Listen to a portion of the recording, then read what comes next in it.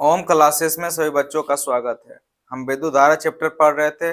इसके पहले वाला वीडियो में हम भौतिक राशियां, आधारी राशियां पढ़ चुके थे। उसके बाद भौतिक मात्रक पढ़े थे कि भौतिक राशियां जो है 7 प्रकार के होता है। उसका आज हम ऐसा ही मात्रक पढ़ेंगे। सबसे पहले आधारी राशियां में 7 आधारी राशियां। सबसे पहले लंबाई। लंबाई का ऐसा मात्रक होता है मीटर, इसे संकेत में यम कहते हैं।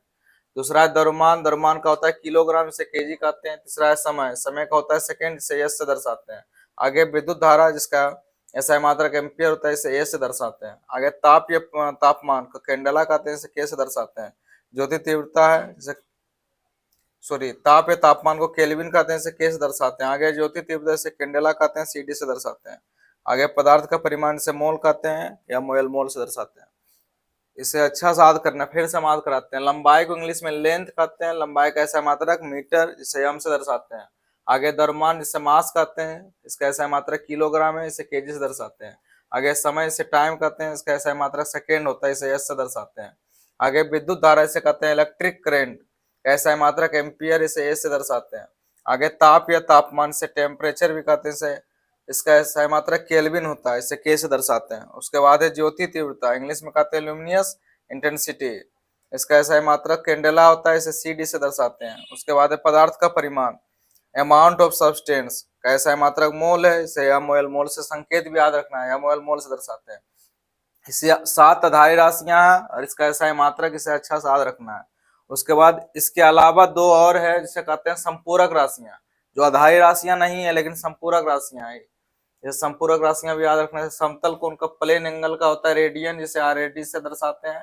दूसरा होता है घन कोण, इसे कहते हैं सॉलिड एंगल, इसे अस्टेरेडियन, इसे एस आर से दर्शाते हैं। तो 7 है आधारी राशियां, 2 है संपूरक राशियां। 7 आधारी राशियां, संपूरक राशियां का अच्छा साथ रखना है। उसके बाद है यह शायद कुछ उपसर्ग है, जिसका प्रयोग करके जो है न, जैसे मिलीमीटर सेंटीमीटर में बदला जाता है। तो 10 एसआई उपसर्ग है, इसका भी नाम याद रखना है। सबसे पहले 10 पे पावर -1 को कहते हैं डेसी।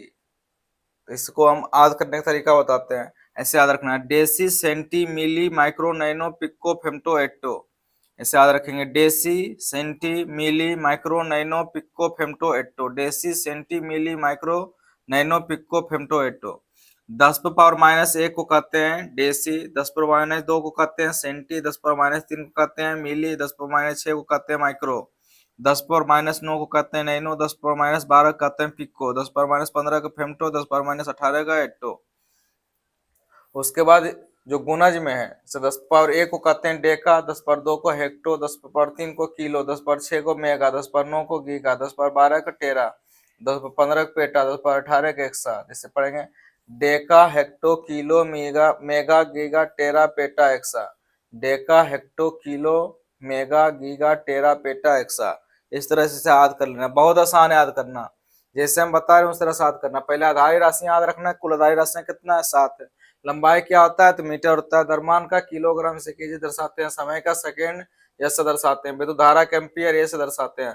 ताप या तापमान का केल्विन होता है, के से दर्शाते हैं। ज्योति तीव्रता कैंडेला, सीडी दर्शाते हैं। पदार्थ के परिमाण का मोल होता है, एमओएल से दर्शाते हैं। उसके बाद इसके अलावा 2 है संपूरक राशियां, समतल कोण का रेडियन, घन कोण का अस्टेरेडियन। उसके बाद एसआई उपसर्ग है, इसे याद रखना है कि deci, centi, milli, micro, nano, pico, femto, atto. 10 पर खाली याद रखना है, 10 पर -1 को डेसी, 10 पर -2 को सेंटी कहते हैं। उसके बाद 10 पर -3 को मिली, उसके बाद 3 का गुणज हो रहा है, 10 पर -3 को कहते हैं मिली, 10 पर -6 को माइक्रो, 10 पर -9 को नैनो, 10 पर -12 का पिको, 10 पर -15 का फेम्टो, 10 पर -15 का हेक्टो। उसी तरह 10 पर 1 को कहते हैं डेका, 10 पर 2 को हेक्टो, 10 पर 3 को किलो, 10 के पर 6 को मेगा, 10 पर 9 को गीगा, 10 पर 12 का टेरा, 10 पर 15 का पेटा, 10 पर 18 का एक्सा। इतना अच्छा कॉपी में लिख के नोट डाउन कर लेना है, इसके आगे भी और पढ़ेंगे। अब हम कुछ व्युत्पन्न राशियां को देख लेते हैं, इसका ऐसा मात्रक निकालना सीखेंगे। जैसे पहले क्षेत्रफल। क्षेत्रफल एक व्युत्पन्न राशि है। कैसे व्युत्पन्न राशि है? क्षेत्रफल होता है किसी का लंबाई और चौड़ाई जब गुणा करते हैं क्षेत्रफल आता है। क्षेत्रफल बराबर होता है लंबाई गुना चौड़ाई। तो क्षेत्रफल का जब ऐसा मात्रक निकालेंगे हम, तो क्षेत्रफल का ऐसा मात्रक हो जाएगा, क्षेत्रफल का ऐसा मात्रक तो लंबाई का SI मात्रक गुना चौड़ाई का SI मात्रक। लंबाई का SI मात्रक पढ़ चुके हैं, लंबाई एक आधारी राशि, इसका SI मात्रक होता है मीटर। तो लंबाई का SI मात्रक हो गया मीटर, गुना चौड़ाई का भी SI मात्रक हो जाएगा मीटर। तो क्षेत्रफल का SI मात्रक निकल जाएगा मीटर गुना मीटर, मीटर स्क्वायर। यहां से हम लिख सकते हैं क्षेत्रफल का SI मात्रक होता है मीटर, क्षेत्रफल का SI मात्रक हो जाएगा मीटर स्क्वायर। इसी को हम लिख सकते हैं इस तरह से, मीटर स्क्वायर। क्षेत्रफल का SI मात्रक निकल जाएगा मीटर स्क्वायर। अब आयतन, आयतन किसी चीज का जब निकालते हैं उसमें लंबाई चौड़ाई और ऊंचाई तीनों चीज को गुना करते हैं। आयतन बराबर होता है लंबाई गुना चौड़ाई गुना ऊंचाई। तो आयतन का जब SI मात्रक निकालेंगे, आयतन का SI मात्रक हो जाएगा लंबाई का SI मात्रक गुना चौड़ाई का SI मात्रक गुना ऊंचाई का SI मात्रक। हम डायरेक्ट लिख सकते हैं लंबाई का SI मात्रक होता है मीटर, यहाँ लिखते हैं मीटर। चौड़ाई का भी SI मात्रक होता है मीटर, और ऊंचाई का SI मात्रक मीटर। क्योंकि जब हम कोई चीज को नापेंगे तो लंबाई जब हम नापेंगे मीटर में, चौड़ाई भी तो मीटर में ही नापेंगे, ऊंचाई भी मीटर में नापेंगे।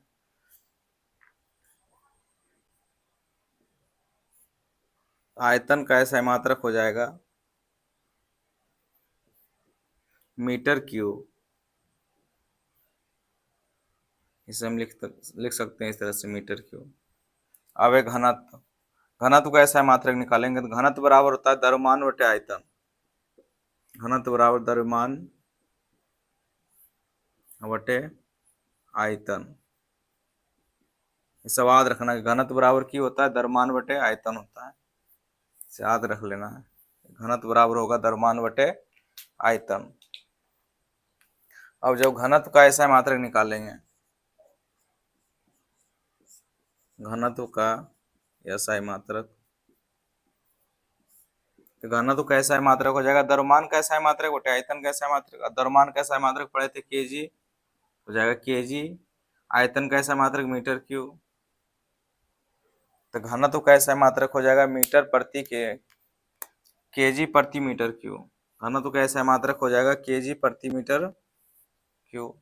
यहाँ से याद रखना। क्षेत्रफल का SI मात्रक हो गया मीटर स्क्वायर, आयतन का हो जाएगा मीटर क्यूब, घनत्व का SI मात्रक केजी प्रति मीटर क्यूब। अब जैसे चाल है, चाल बराबर होता है दूरी बटे समय। तो चाल का पूछेगा SI मात्रक, चाल का SI मात्रक, तो दूरी का SI मात्रक होता है मीटर और समय का SI मात्रक होता है सेकंड। तो चाल का SI मात्रक हो जाएगा मीटर प्रति सेकंड।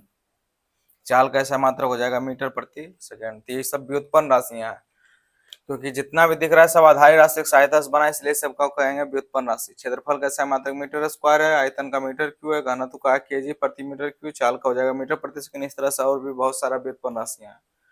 अब यहाँ देख लेते हैं दाब। दाब किसे कहते हैं? तो प्रति एकांक क्षेत्रफल पर लगने वाले बल को दाब कहते हैं।